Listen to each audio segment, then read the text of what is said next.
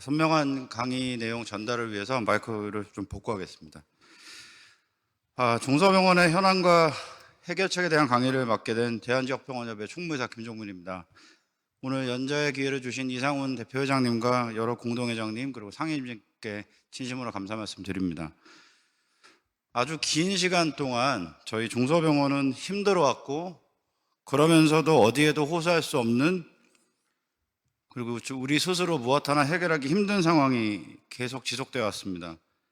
그래서 작은 우리 동네 병원들이 국민건강과 지역사회 경제 발전에 기여하면서도 또 평화롭게 운영될 수 있는 환경이 만들어지도록 중소병원을 억압하는 제도들을 방어하고 권익을 대표하는 기구가 필요하다는 목소리가 아주 오랫동안 높아져 왔습니다.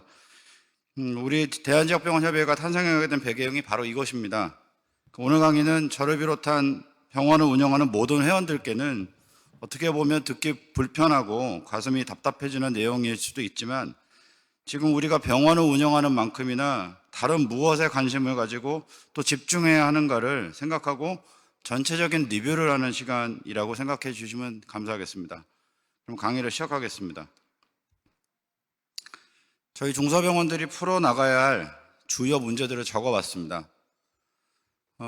의원에만 적용되고 있는 토요가산제, 그다음에 스프링클러의 설치 의무화, 그리고 아주 오래전부터 만성적인 문제를 만들어내고 있는 CT/MR 공활제, 또 군인 급식비의 절반 수준에도 못 미치는 식대, 300병상 이상의 수련급 병원으로 우선 이송하도록 되어 있는 비현실적인 응급의료기관 이송 지침, 또 작은 병원은 도저히 따라가기 힘든 인증평가 기준들, 그다음에 7천억이나 되는 예산을 편성하고도 상급 종합병원에만 편중되어 있는 의료질평가 지원금, 고용노동부의 정책지원금 대상에서는 늘 배제되는 문제들, 그다음에 큰 재원이 투입되는 수술실 CCTV 의무화의 중심에 우리 중소병원이 있다는 사실, 그다음에 행안부의 개인정보 보호 자율점검의 위임관계에서 우리 중소병원은 의협과 병협 사이에 사각지대에 놓여 있다는 점,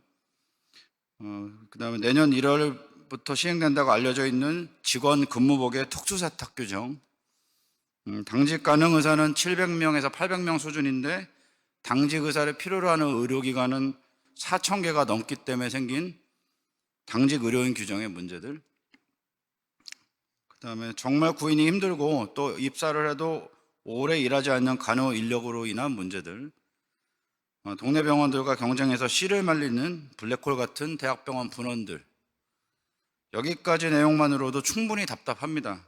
근데 여기서 더 나아가서 언제 닥칠지 모르는 복지부 현지조사와 보험사들의 법적 분쟁 등등등 정말 숨이 막히는 고민거리들이 많습니다. 하지만 외면할 수 없는 우리의 현실입니다. 앞선 문제들에 더해서 코비드-19 팬데믹 이후에 중소병원도 정말 심각한 타격을 입었습니다. 이 보시는 자료는 작년 2020년 1월부터 3월까지의 저희 대한지역병원협의회 회원들을 대상으로 한 조사인데, 코로나 팬데믹 초기의 자료인데도 불구하고 불과 3개월 만에 4분의 1의 환자가 줄고 3분의 1의 매출이 줄어드는 결과를 보이고 있습니다. 이 자료는 올 6월 달에 시행이 됐고 10월 달에 시행됐던 국정감사에서 보고됐던 내용입니다. 종별 폐업률에서 병원급이 333% 급증했습니다. 개설보다 폐업이 더 많은 역전이 확인되고 있고요. 그만큼 중소병원의 고통이 그에 달한 상태라고 볼 수 있습니다. 그래서 대한의사협회에서 운영 중인 중소병원 정책개선 특별위원회에서 이러한 중소병원의 어려움을 알리고 또 대책 마련을 촉구하는 국회 간담회를 개최하려고 하고 있습니다. 저도 의사협회 보험이사의 자격으로 그 자리에 참여해서 중소병원의 당면한 문제들을 알릴 예정입니다. 그런데 정작 우리들은 스스로의 문제를 얼마나 잘 알고 있을까 하는 의문이 듭니다.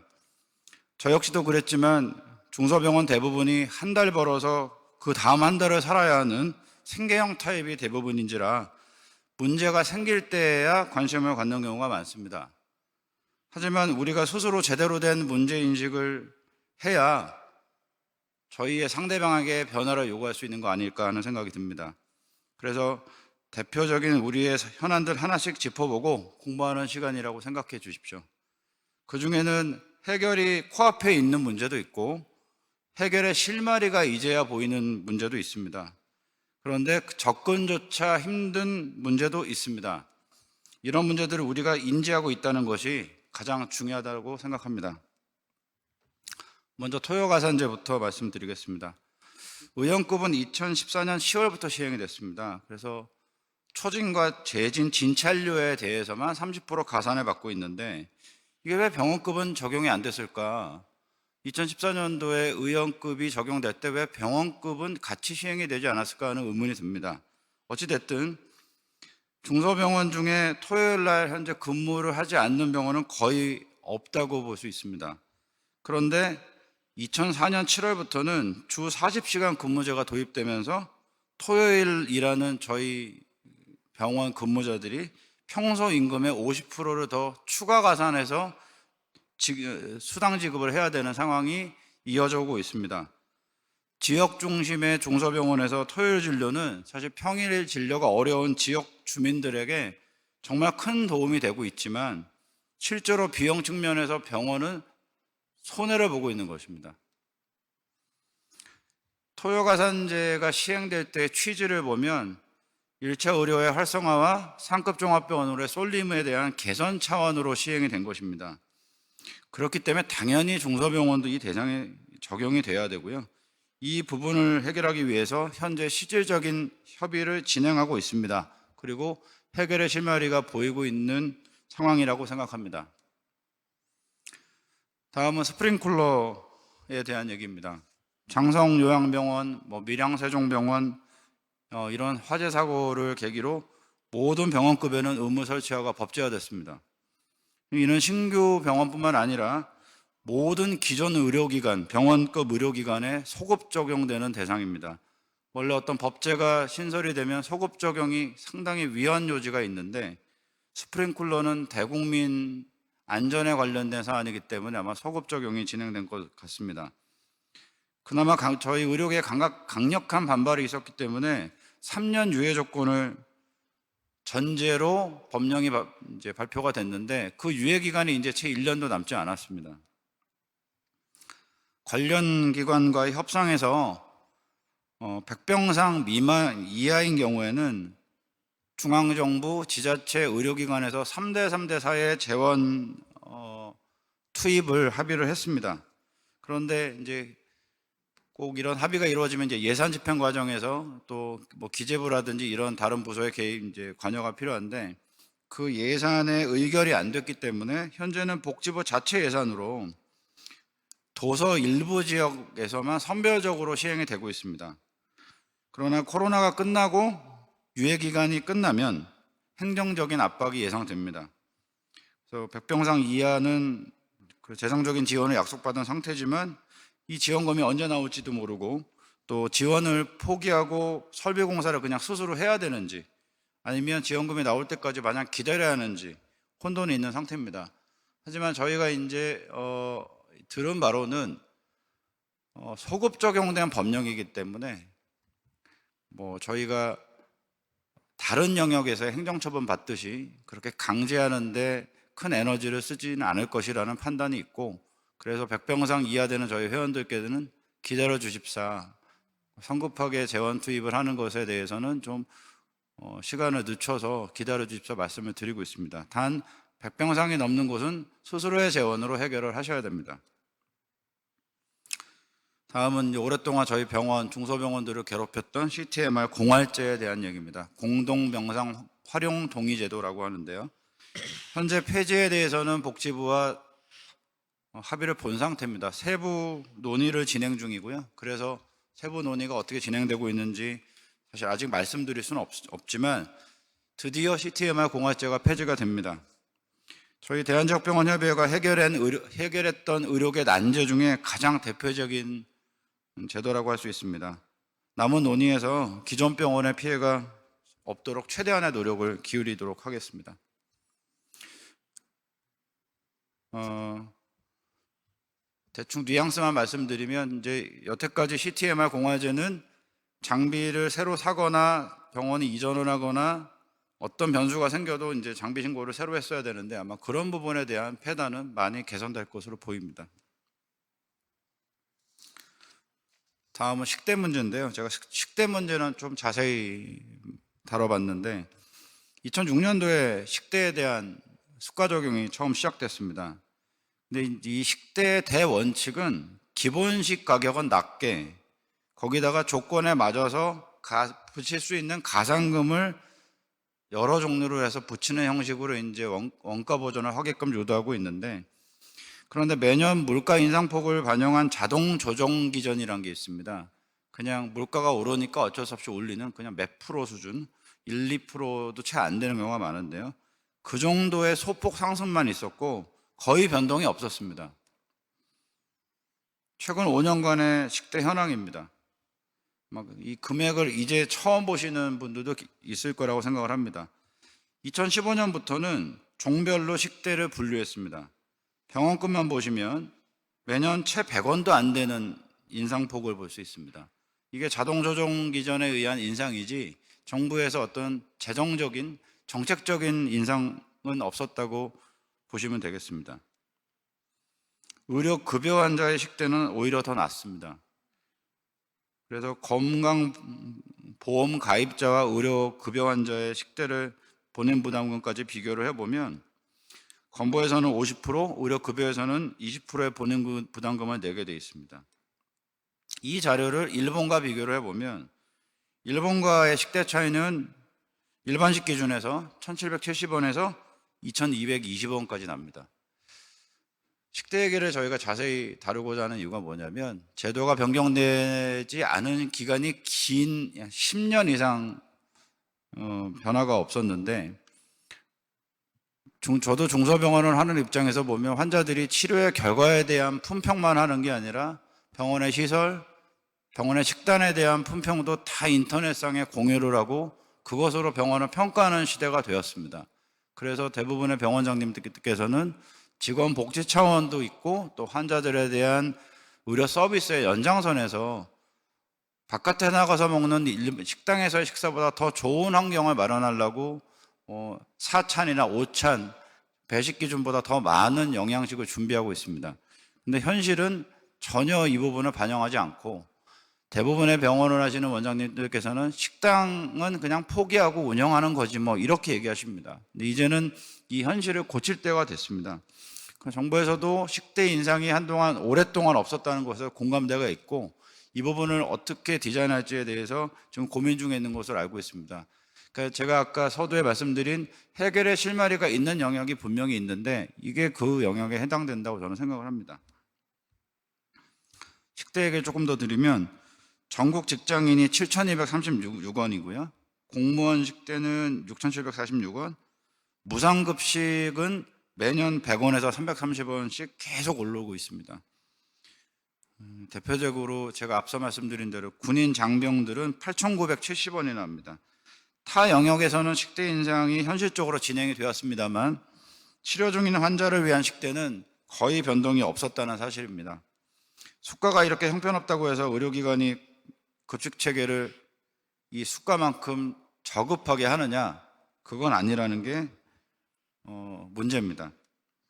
환자나 보호자들은 치료 수준이 높아도 식사 수준이 떨어지면 곧바로 비판합니다. 그래서 이 식대 문제는 반드시 해결해야 된다고 생각을 하는데 이와 같은 문제는 시민단체나 소비자연합과 공조해서 충분히 단시간 내에 좋은 성과를 낼 수 있는 좋은 결과를 도출할 수 있는 분야라고 주제라고 생각합니다.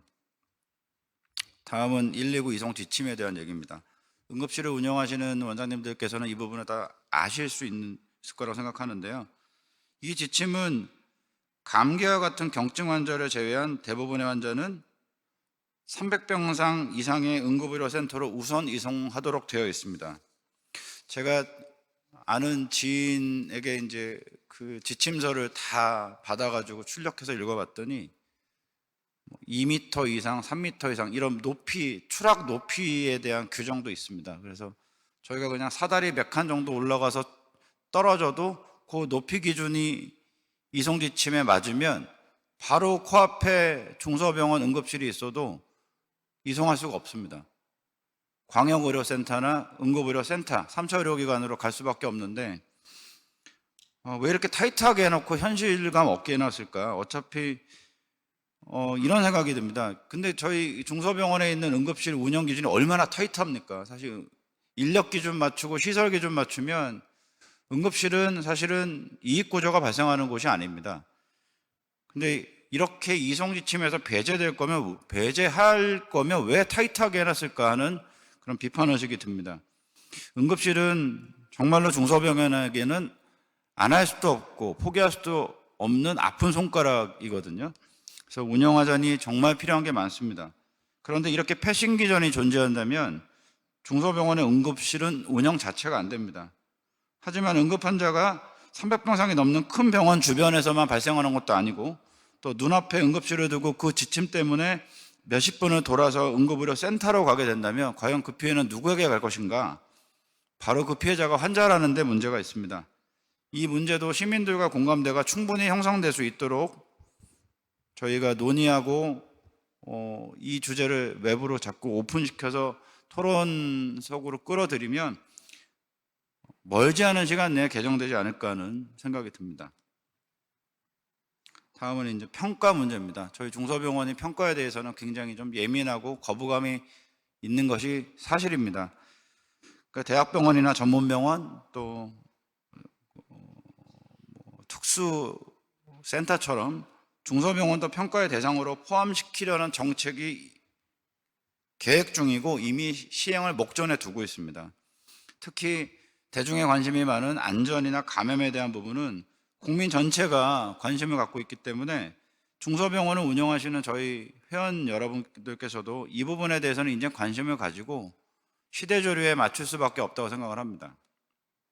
그런데 중소병원 평가에 대해서 원래는 10개의 척도로 준비했다가 이제 현실에 맞게 축소를 해서 8개 지표로 구성이 되어 있는데요. 지표를 보시면 의사 1인당 환자 수, 간호사 1인당 환자 수, 그다음에 감염과 환자 안전에 대한 관리 체계 이렇게 좀 애매한 문구로 되어 있는데 이 중에 내년부터 100병상 이상에서 감염 관리의 의무화가 예정되어 있는 부분이 있습니다. 그러니까 법제화된다는 얘기죠. 그런데 세부 기준에 감염 관리 담당 인력이 가장 큰 문제입니다. 감염내과 전문의 선생님을 구인해서 모신다는 게 사실 개원가에서는 거의 불가능한 얘기라고 다들 아실 겁니다. 감염 전담 간호 인력도 마찬가지입니다. 게다가 최소 2년 이상 근무한 경우에만 전담 인력으로 인정이 가능하도록 할 것이라는 계획이 있기 때문에 이거 가만히 있다가는 수가에서 배제되는 단순한 문제가 아니고 오히려 행정 처분을 또는 처벌을 고민해야 되는 상황이 될 수도 있습니다. 그래서 이 협의체에 저도 참여하고 있는데 적극적인 의사개진을 통해서 중소병원의 현실을 이해시키고 또 반영하도록 하고 있습니다. 감염관리의 뜻은 당연히 공감하지만 제도의 시행이 중소병원의 현실과는 너무도 동떨어져 있습니다. 그 다음에 더 이제 저희에게 답답한 지표는 간호사 1인당 환자 수라는 겁니다. 중소병원에는 전혀 맞지 않습니다. 이게 간호사 구인난은 이미 그 중소병원에서는 아주 고질적인 고민거리인데요. 근데 간호사 1인당 환자 2.5명을 표준 지표로 잡고 현재 우리나라 그 중소병원의 평가 척도로 쓰려는 움직임이 있습니다. 그래서 제가 이 회의체 가서 한 얘기가 간호사보다 간호조무사가 더 많은 게 중소병원이다. 구인을 해도 월급을 많이 줘도 구하기 힘들다. 그 사실을 누차례 알렸는데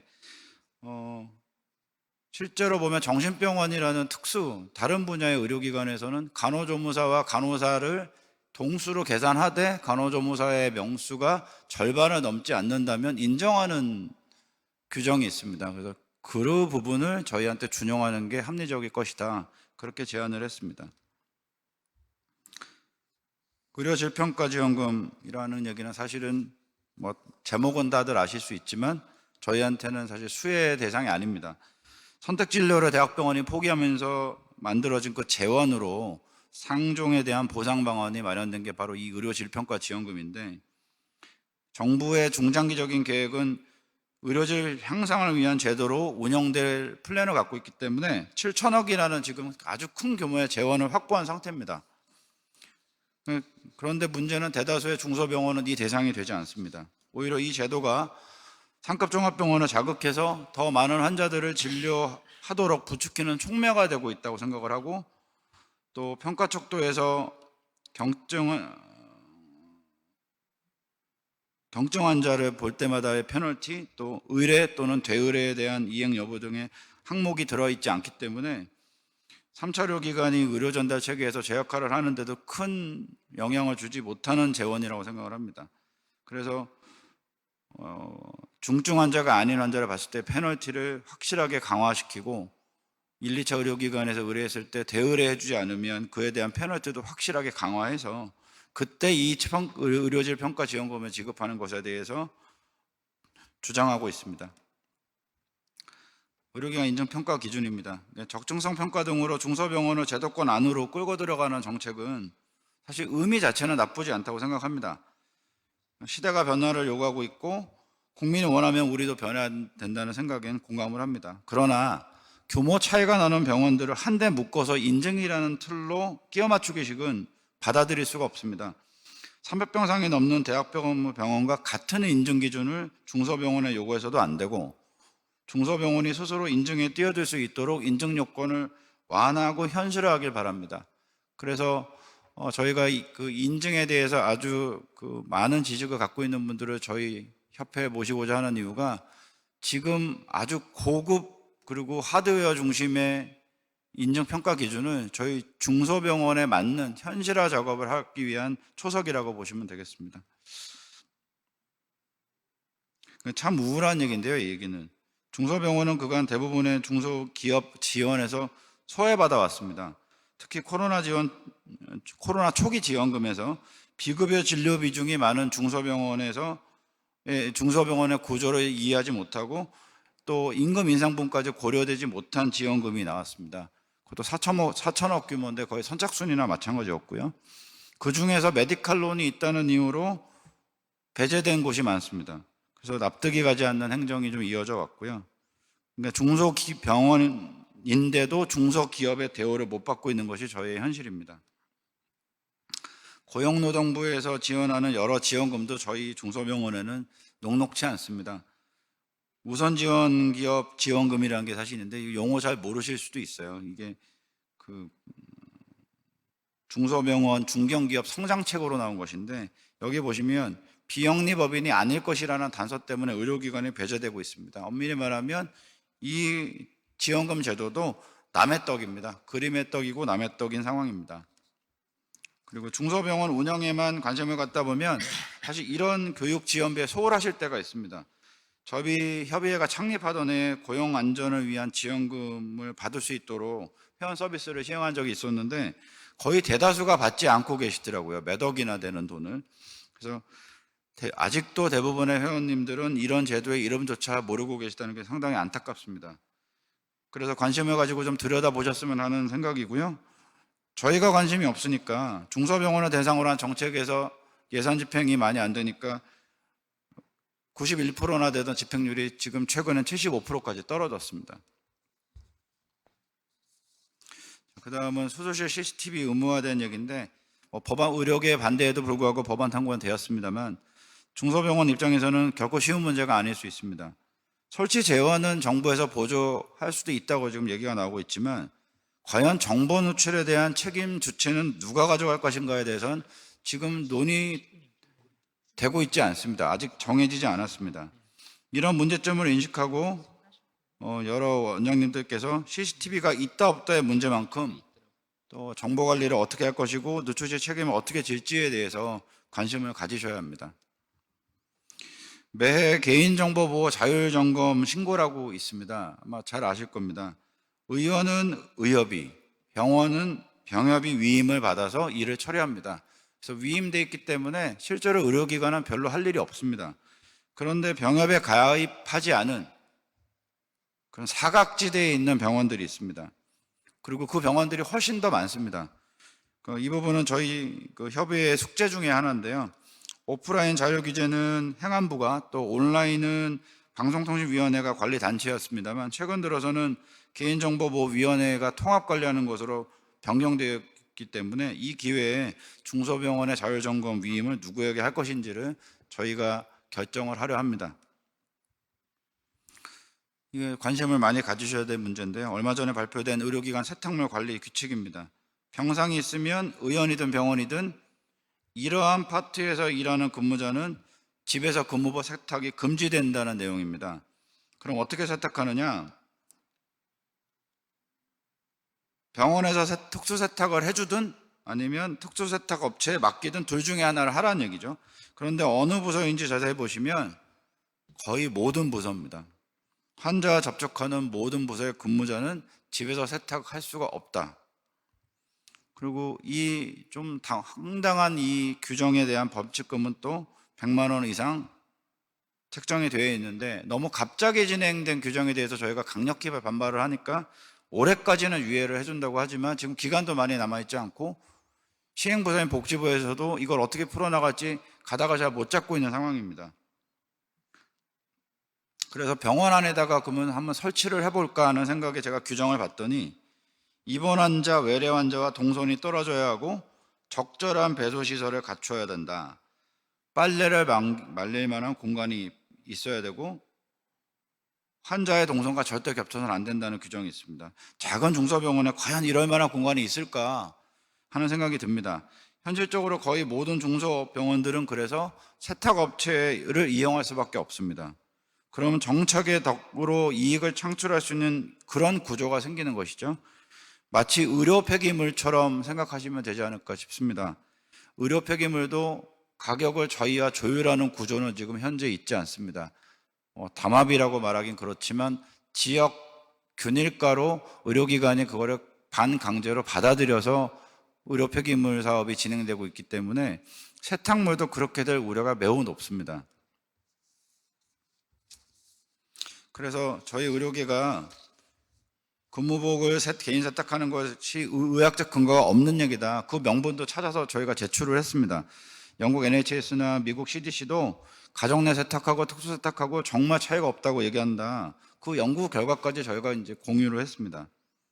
그래서 의학적 근거가 없으니 유예 기간을 늘리고 범위를 축소하자. 그리고 그 범위 축소에 저희가 개입을 하겠다. 지금 이렇게 얘기가 된 상태고요. 감염 관리가 정말 필요한 것부터 시범 사업을 해보고 그리고 의견을 서로 전달한 다음에 범위에 대해서 재논의를 하자 이런 공감대는 생긴 상태입니다. 더불어서 가장 중요한 것은 어떤 정책이 생기면 수가 보상을 안 해주는 게 지금 문제인데요. 비용 발생에 대한 수가 보상도 당연히 요구한 상태입니다. 다음 얘기로 넘어가겠습니다. 당직 의료인에 대한 얘기는 아파 서두에서 간략하게 말씀드렸는데 당직이 가능한 의료인보다 당직이 필요한 의료기관이 더 많이 생겨서 그런 불균형이 만든 사회적인 문제입니다. 의료기관 건물 안에 항시 있어야 된다는 내용인데요. 가까운 일본을 보면 일본은 온콜 제도를 운영하고 있습니다. 그리고 입원 환자 수에 따른 차이나 인력 기준을 별도로 정하고 있지 않습니다. 실제로 저희 중소병원들을 보면 응급 상황 발생 비율에 대한 차이가 의료기관 성격에 따라 좀 다릅니다. 그런데 단지 병상 규모로만 이 규정을 만들었기 때문에 당직 의사 구인난이 생겼고 구인이 못한 병원에서는 개설자인 병원장님이 거의 매일 당직을 서야 되는 해프닝이 벌어지고 있습니다. 그래서 이 문제 역시 조속한 해결이 필요하다고 생각을 합니다. 드디어 이제 간호 인력에 대한 얘기인데요. 주제만 들어도 답답한 얘기인데 중소병원의 간호 인력에 대한 내용은 정말 할 말이 다들 많으실 겁니다. 상종이나 종명보다 월등히 간호사 이직률이 높습니다. 그렇기 때문에 충원해야 될 인력도 훨씬 많습니다. 불난데 부채질하는 격으로 수도권 8곳에 상급 종합병원의 분원 설립이 결정이 되었는데 죄다 500병상 이상, 최대 800병상까지의 규모입니다. 결국엔 주변의 환자뿐만 아니라 간호 인력까지 블랙홀처럼 빨아들이는 부작용은 나올 것입니다. 상종의 채용 대기제는 간호 인력의 이직률을 부추기고 수급의 불균형을 가져온 결국 가장 큰 원인이라고 저희는 말하고 있습니다. 그래서 저희 대한지역병원협의회가 설립되던 3년 전부터 정부 이런 대기제는 좀 없애달라 강력히 요구를 하고 있습니다. 이런 대형 상급 종합병원들의 분원들은 지역에서의 우리 중소병원의 역할을 빼앗고 결국에는 의료 전달 체계를 붕괴시킬 거라는 걸 다 알고 계실 겁니다. 앞서 말씀드린 여러 가지 중소병원의 현안들도 중요하지만 결국 우리 중소병원의 미래는 바로 이 의료 전달 체계의 정상화에 달려 있는 것이 아닐까 하는 생각이 듭니다. 현재 보건정책에서 가장 중요한 역할을 하고 있는 일부 연구자들은 300병상 미만의 병원의 기능을 아주 저평가하고 2차 의료기관을 배제한 전달 체계를 디자인하려는 움직임이 있었습니다. 상종의 분원 설립은 이런 현상을 반증하는 것이고 그렇기 때문에 우리가 아주 엄숙히 판단해야 될 그리고 최대한 저지해야 될 문제라고 생각합니다. 그래서 의료계에서는 간호 인력 수급 불균형을 위해서 여러 가지 제안들을 했고 여러 가지 요구들을 해왔습니다. 그러나 협의체마저 구성되어 있지 않아서 문제 해결에 대한 시작조차 못하고 있는 상황으로 생각합니다. 적어도 간호 인력 문제만큼은 의협, 병협 가리지 않고 또 모든 의료계가 저희 대한지역병원 협의회까지 공조해서 중장기 계획을 가지고 집중해야 될 문제고 많은 에너지와 시간을 투자해야 될 것으로 생각합니다. 회원 여러분께서도 정말 많은 관심을 가지셔야 됩니다. 간호 인력을 채울 수 없기 때문에 간호 등급제 역시 그림의 떡이라고 할 수 있습니다. 그래서 등급제 자체가 상당히 비현실적입니다. 2020년 1월부터는 7등급과 등급 외 구간에서는 입원료의 5%, 각각 5%, 10%를 감산하는 페널티가 시행됐습니다. 그래서 저희 협회에서 이제 연구를 해서 등급제를 4개 등급으로 좀 간소화하자고 제안을 했고 간호조무사를 요양병원의 형태처럼 등급 계산 시에 포함시키자는 제안도 했습니다. 실제 현장에서는 퇴사나 휴직에 들어간 직원들에 대한 등급 계산이 오류가 생겨서 현지 조사를 받는 경우가 많기 때문에 이 문제도 근시간 내에 풀어야 될 시급 과제 중에 하나입니다. 이런 문제들 외에도 중소병원의 수가가 어느새 의원보다도 낮아졌다는 점에도 한 번쯤은 관심을 기울이셨으면 해서 제가 마지막 끝에 자료로 요 복부 초음파 예를 들었습니다. 문케어가 시작되면서 복부 초음파부터 급여가 됐는데 여기 보시면 의원급과 상종이 거의 같은 레벨이고요. 의원이 제일 높습니다. 그리고 병원급과 나머지를 비교해 보면 유달리 병원급이 낮습니다. 장비도 저희가 상당히 고사양을 쓰고 인력도 투입을 많이 하는데 그리고 급여 기준대로 저희가 가장 타이트하게 한다고 생각하는데 왜 수가가 낮을까? 왜 이런 종별 역전 현상이 생길까? 여러분들이 이제는 한 번쯤은 이유를 찾아보시고 공부해 보실 필요가 있어서 제가 올렸는데요. 그게 바로 환산지수라는 것 때문입니다. 이게 진료비라는 거는 뭐 복잡한 얘기지만 상대가치 점수와 환산지수를 곱해서 거기다 종별가산을 곱하면 산출이 됩니다. 이 얘기는 아시는 분이 있으실 겁니다. 그런데 병원급 의료기관은 의원급, 그 다음에 상급 종합병원, 그 다음에 종합병원보다 환산지수가 낮습니다. 왜 병원급만 유독 낮을까? 그럼 환산지수는 무엇이고 왜 그놈 때문에 병원 수가가 떨어지는 걸까? 한번 알아볼 필요가 있는데요. 유형별 계약을 하기 때문이라고 저는 생각을 합니다. 의원은 의협에서 병원은 병협에서 수가 계약을 하니까 항상 작은 병원의 수가는 뒤로 밀려있는 구조가 생겼고 또 수가 계약의 모형 자체도 저희 중소병원에는 불리한 SGR 모형이라는 게 있습니다. 지금 그 모형 개선을 하려는 움직임이 있는데요. 그래서 항상 수가에서는 저희 작은 병원들이 밀리는 상황이 앞으로도 계속 이 구조가 갈 수밖에 없습니다. 자, 그 다음 문제는 구조적으로도 풀어야 될 문제가 많지만 복지부 현지조사 같은 행정조사도 우리에게는 큰 고통입니다. 그래서 한 가지 말씀드릴 게 제가 직접 참여하는 부분이긴 하지만 의사협회 회원 건익센터와 현지조사 대응팀이 활발히 운영되고 있으니까 병원을 하시는 분들 고난 겪으실 때 언제든지 저희에게 연락 주시면 대응팀이 직접 병원 가기도 하고 저희가 대신 세종시도 내려가고 하고 있으니까요. 연락 주십시오. 그 다음에 이제 실손보험사의 문제입니다. 요즘 영역을 가리지 않고 아주 다양한 편법적인 방법으로 저희 회원님들 그리고 의료기관들을 괴롭히고 있는데요.